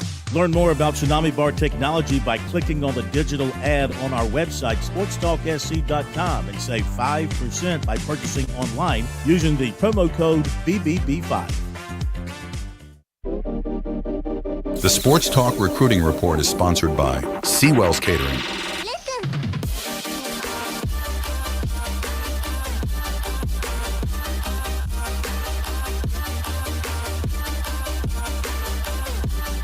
All right, let's get to it. Don't forget the daily luncheon buffet at Seawell's is there for you again tomorrow and Friday.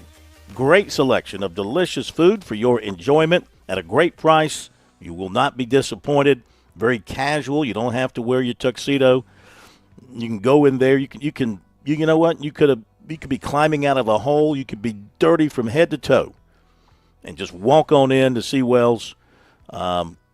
Try to get the dirt off your boots before you go in. But they'll welcome you nonetheless. And for the best in the catering business, give Seawell's a call at 803-771-7385, online at SeawellsCateringSC.com. Clemson looks like they're in great shape to get a commitment from defensive end J.R. Hardrick, 6'6", 235, South Pittsburgh, Tennessee. He told us last night after getting the offer from Clemson, you can't beat that. The development, the education, the place. He says, I ain't looking around, not too far from home, far enough I can get away. That's the place. Great development, great education. Really likes Chris Rumph, the defensive end coach. He's going to make his official visit to Clemson on May the 30th. He said, what he told us, he plans to make his commitment at that time. So not committed yet, but that is what he's looking at doing. South Carolina was in to see offensive tackle Kamari Blair of Clarksville, Tennessee on Tuesday. Clemson target safety Danny Odom was offered by Texas A&M. Former College of Charleston forward James Scott is transferring from Louisville to Ole Miss.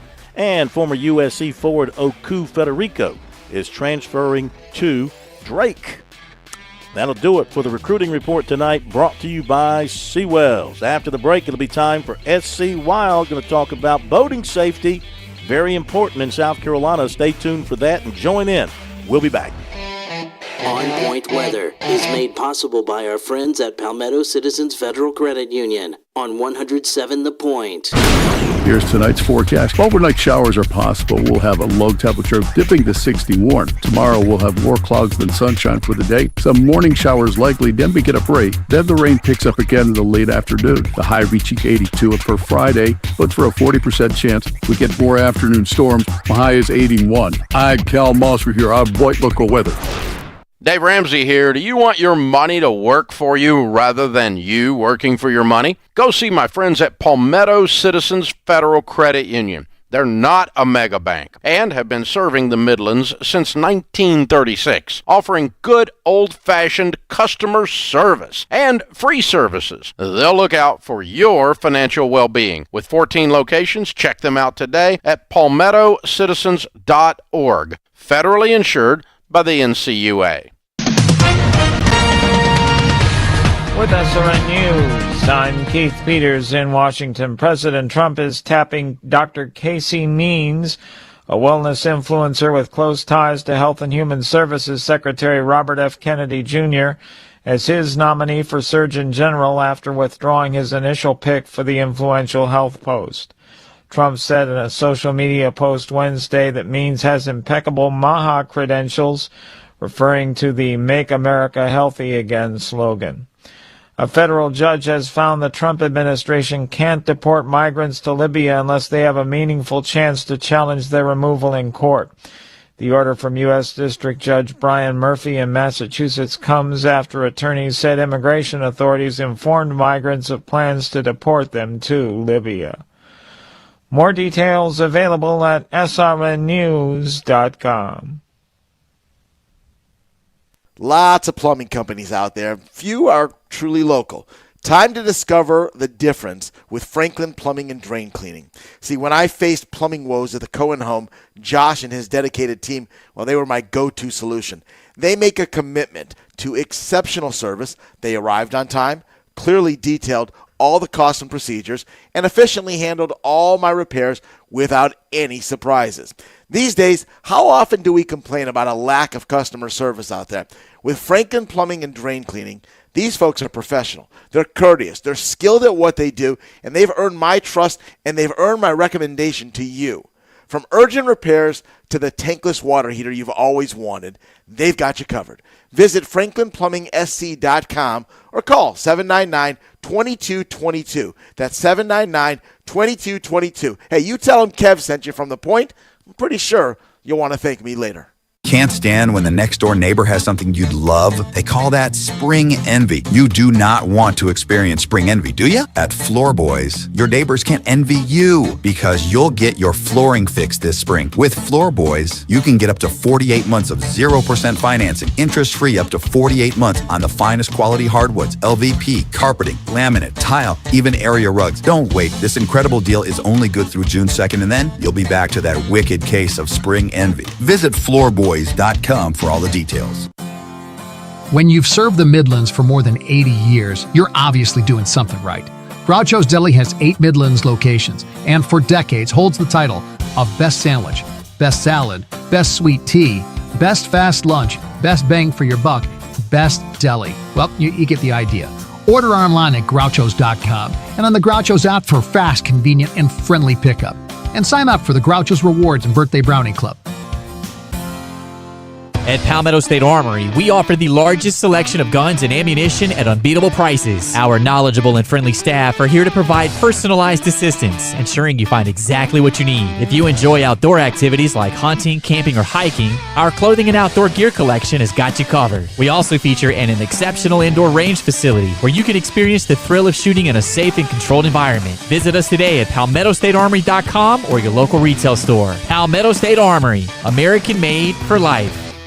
This is Fran Halloran, the Money Coach. Grow with The Point as we build on 10 incredible years of community local radio. We've built an environment where our listeners are our family. Are you a small business with big dreams? Join the tremendous stable of advertising partners at The Point. Connect with Kevin Cohen and brainstorm a tailored strategy to escalate your business growth using the powerful platform of The Point. Call Kev directly at 563-8558. Teaming with The Point, you can make the next year your best year.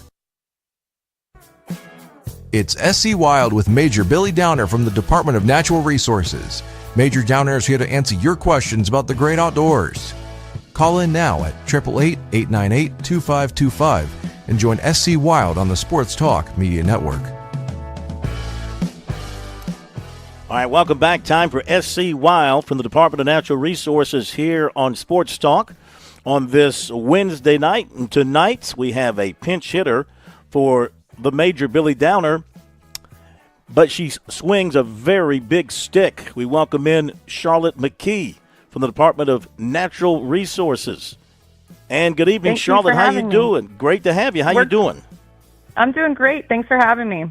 Absolutely, absolutely. I'm going to dive into the topic in just a moment. I always do this to Major Downer because there's something of interest that I want to bring up and see maybe what, if anything, you know about it. But we had that whale that was beached in South Carolina earlier this week. Was DNR involved with any of the activities with that situation? We had some of our divisions assisting NOAA, who was the lead on that whale. What was it? Do you know much about it from what you heard around the department, what they tried to do, what they could not do? What I do know is they couldn't unbeach the whale. So NOAA came in, we had officers who assisted, and they were going to do basically like an autopsy and take care of disposing of the whale properly. Yeah. That's all the information I have on it at this time, and NOAA really takes the lead on that. Sure. Well, you guys cover everything that goes on in the outdoors in South Carolina. Can you recall anything like that happening very much in the past? Not off the top of my head, or at least not in the last few years that I can recall. Yeah.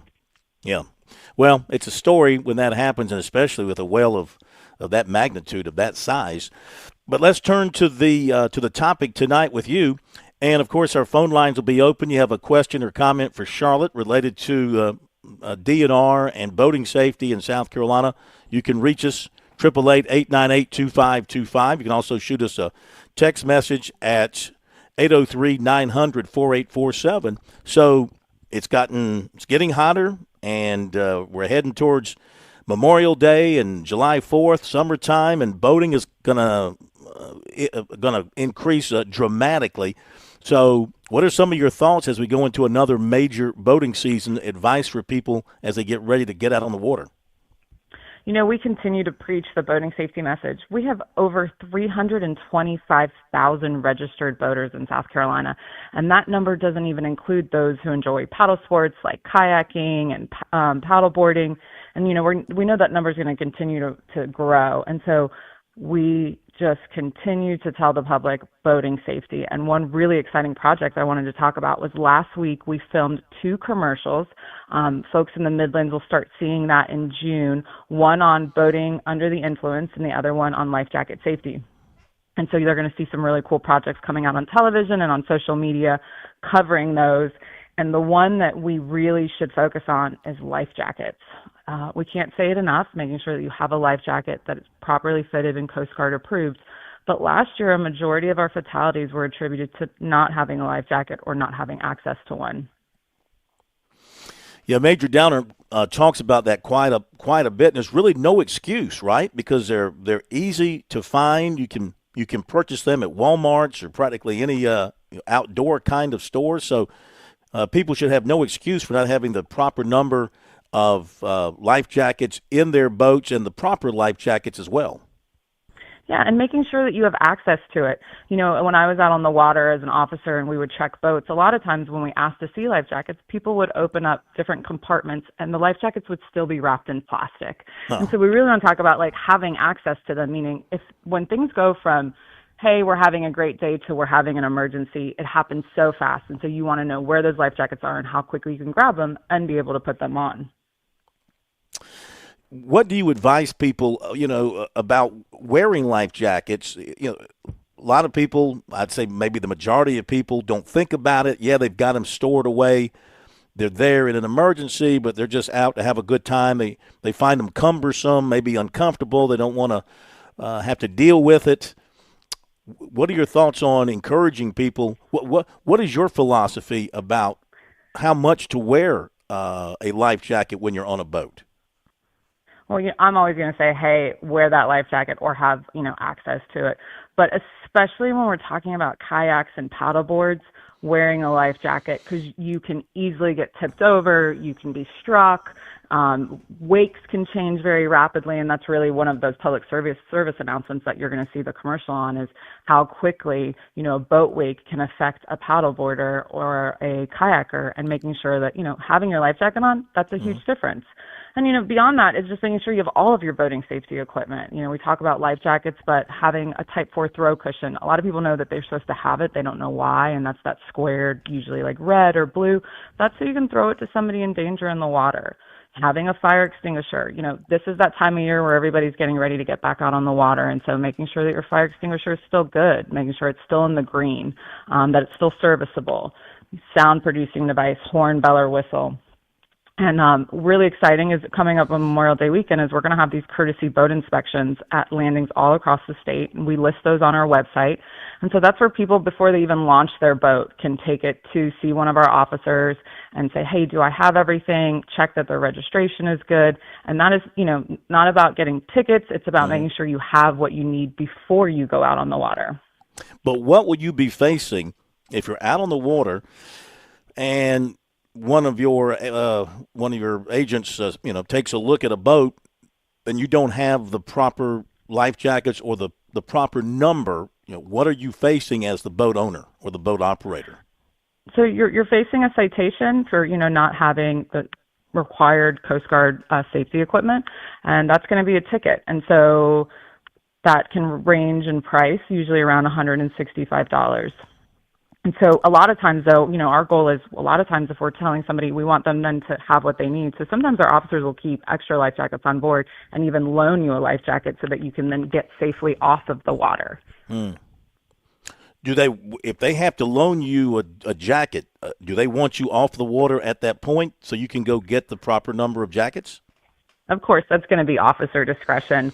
So a lot of times if you're able to say, hey, here's a life jacket and it fits the person and you issue a citation, the answer for that officer may be return it if you come to court, depending on the scenario and how long they've been out on the water or how far of from the landing they are. So those things all come into play. And, of course, it's so easy to avoid that by just taking account of the number of jackets that you have. And if you're short, go get the ones that you need.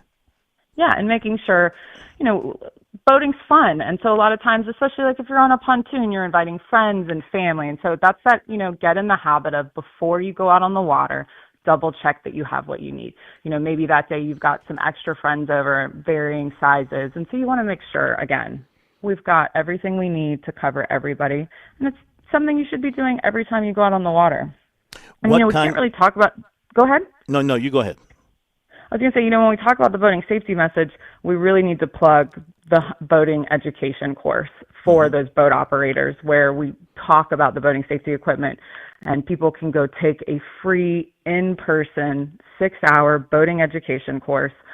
We also offer those online, but I always say go in person and get this information firsthand. I know you guys have covered this in the past, but the law changed in 2023, and so now anybody born after July 1st of 2007 is required to take that boating education course.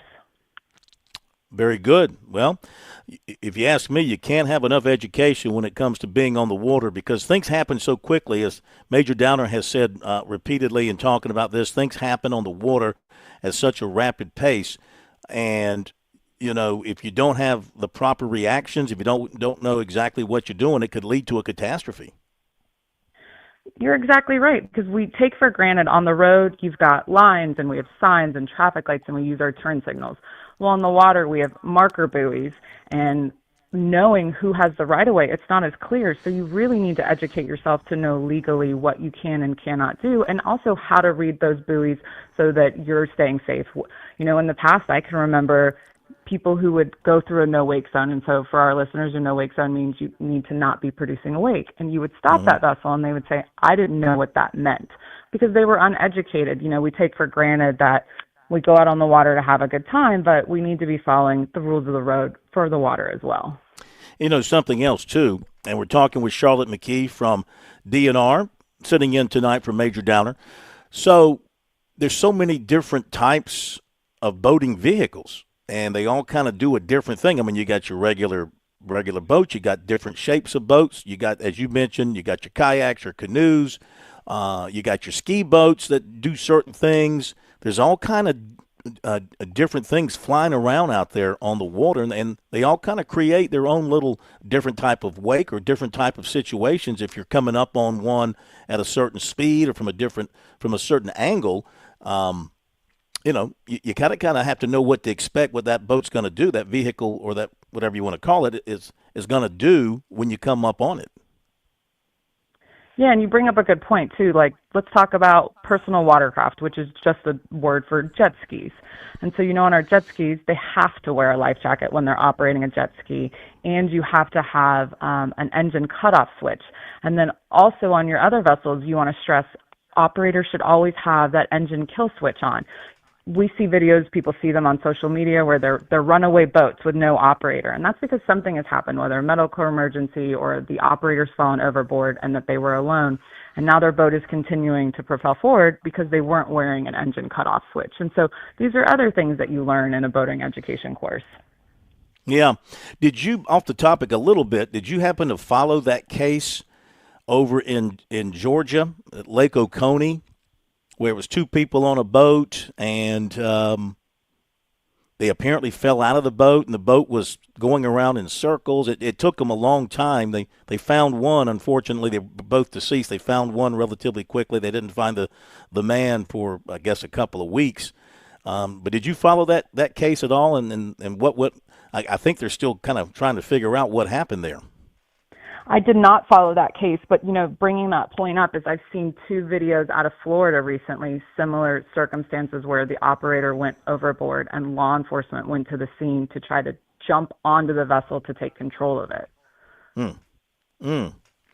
So what does the kill switch, I know what it does, but how does the kill switch operate? Can it be operated remotely, or does somebody have to be on the boat and throw that kill switch?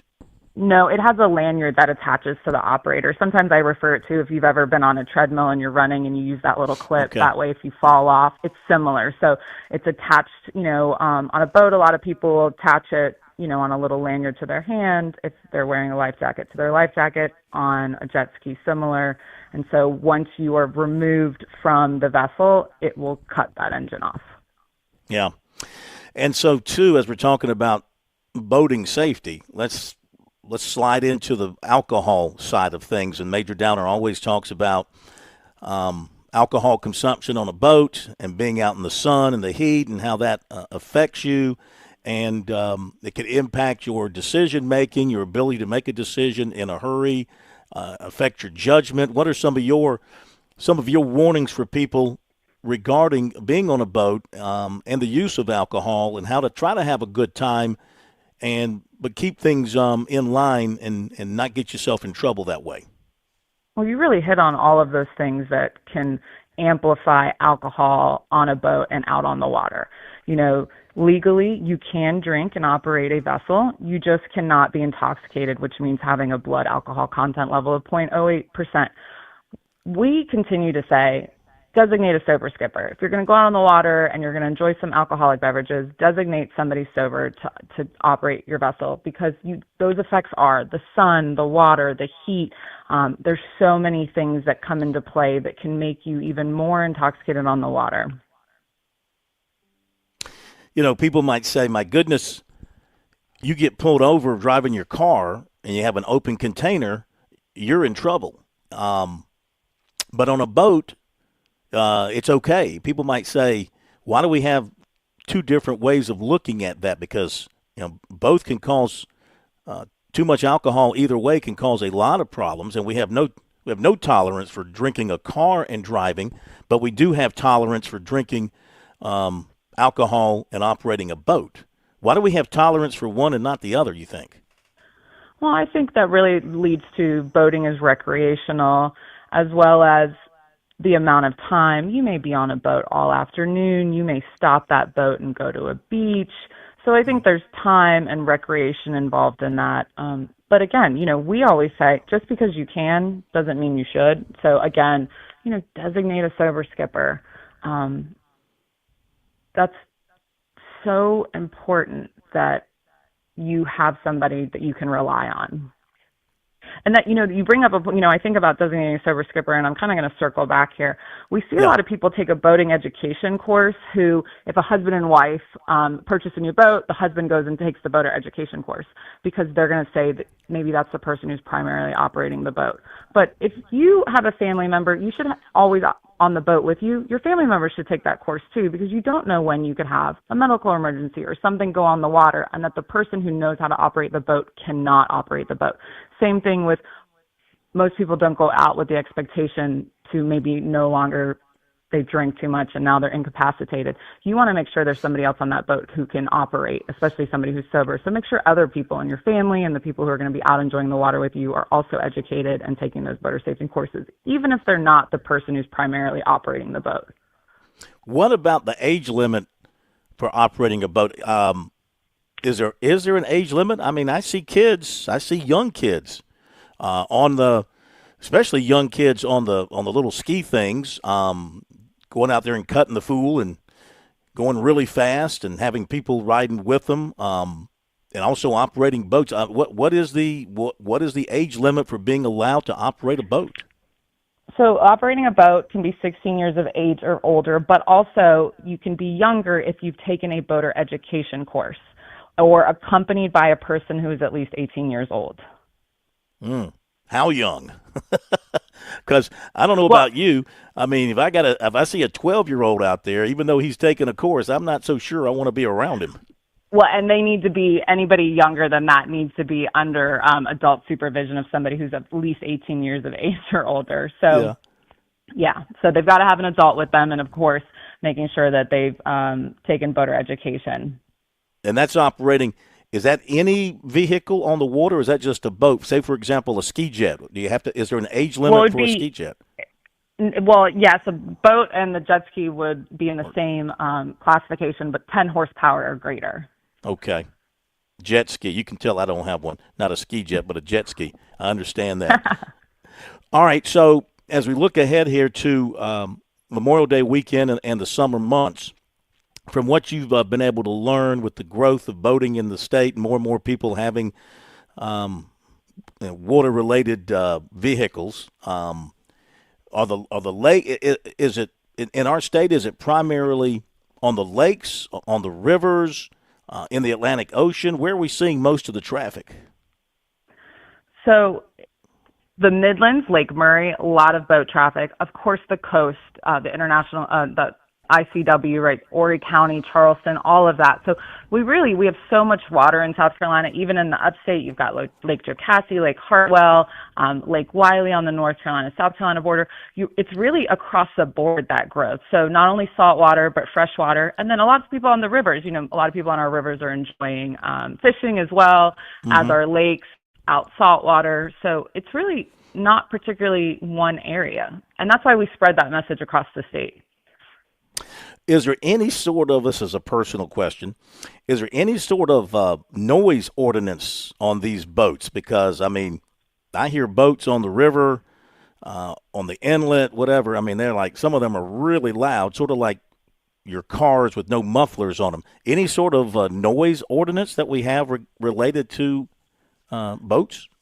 That'll be specific to, that's kind of a county ordinance. Mm-hmm. So say you had a lake and there was a cove in that lake, but there may be a noise ordinance in that county, and say that there was a sandbar there and the boat's tied up and were, very loud after hours. So on that capacity, it would really fall under more of a county ordinance. Gotcha. One thing we haven't touched on, and we probably should, sailboats, because you mentioned Charleston. Certainly there's a ton of sailboats down there. And I guess we have sailboats. How do you compare sailboating to motorized boating around the state? As popular? Sailboats are popular. I think that they're not as popular as motorboats, because sailboats it's an art to know how to operate a sailboat and just under the propeller, of the wind, and not motorized. Most sailboats do have motors so that, if wind is not an option, they're able to motor. And it's popular, but it's a niche group who loves sailboating. It's an art. Yeah. Do you have to worry about them as much as the others? They're not going as fast. Do they fall under the same? Do they fall under the same guidelines? They still fall under the same legal requirements and having all of their safety equipment. Gotcha. Do you have many incidents with sailboats colliding or wrecking or things like that, because they are obviously going slower and maybe the reaction time is greater? No, I right off the top of my head, I'm thinking about the last 2 years of stats on incidences, and they're more rare in sailboats. I would think so. Yeah. You ever been to a regatta? That was where sometimes with sailboats too, even if the sailboat's not maybe somebody else in a motorized boat hitting a sailboat. So there's always options out there. Yeah. Have you ever been to a regatta? I have. I went to Rockville Regatta as a young officer and worked it down there on the coast, which is a very fun boat race. Okay. Now, before we let you go, let's touch on one more time the media campaign that you guys have coming up to get the word out. What are your plans with that? You mentioned the television commercials. Tell us more about that, where people will see them, and anything else you have coming up. Yeah, we're going to be pushing that out on television in June. You're going to see that also on our social media channels on Instagram and Facebook at DNR, and then at dnr.sc.gov. And it's about boating under the influence and life jacket safety, and just reminding people, hey, take that boater education course. Make sure you educate yourself. I think people are going to really like the campaigns, and just reminding everybody that safe boating is no accident. That's our motto. Yeah, it's a great motto. The best way for people to communicate with DNR over this, is it through the website, or is there a particular phone number they can call to reach you or other agents at DNR who can help? So I always say go to dnr.sc.gov. That's where you're going to be able to find a list of our boating education courses. You're going to be able to see our courtesy boat inspection, and then following us on social media at South Carolina Department of Natural Resources. And then we also have our rules and regs are also available right there on our website. So if people do have a specific question that's related to boating and what the boating law is, they can look that right up online. The information's right at their fingertips. Fantastic. Charlotte, we have enjoyed it. You did a great job. In fact, the public might demand more of you and less of Major Downer in the future. So, I would not want to take that role from Major Downer. No, we don't want to strip him of his responsibilities, but we thank you, and thank you for getting the word out regarding boating safety in South Carolina. Can't think enough about that this time of year. We'll talk to you again soon. Thank you for having me. Take care. Thank you. Thank you very much. Okay, Charlotte McGee from the South Carolina Department of Natural Resources. So if you are a person on a boat, a motorized boat, a sailboat, on a jet ski, I bet you old Jesse the Body probably gets out on a jet ski from time to time. Tans the body, gets out there with a little what's that little spray tail coming off the backside of it. Oh yeah, I can see that happening. But hopefully you learned something from all this. At least you got information on where to go to get information and to take that class if you need it. And by all means, pay attention and be safe on the water. I, as you can probably tell, am not much of a boater. In fact, there hasn't been a boat I've ever driven that I haven't almost wrecked or slammed into a dock while trying to get it home. And don't let me try and get it on the trailer. That is a story in and of itself. Okay, thanks to Charlotte for being with us tonight. That's going to wrap it up for another edition of SC Wild from the Department of Natural Resources here on Sports Talk. And that's going to wrap up Sports Talk on this Wednesday night. We appreciate you for being with us. Thanks to the plumber, Josh Cohen, and thanks to Jesse the Body Johnston for their great work back in our studios. We'll still be along the coast at our coastal studios. Actually, tomorrow night we'll be over at Jimmy Smith's place talking about who else but Jimmy Smith. So we'll see you then. Have a great night.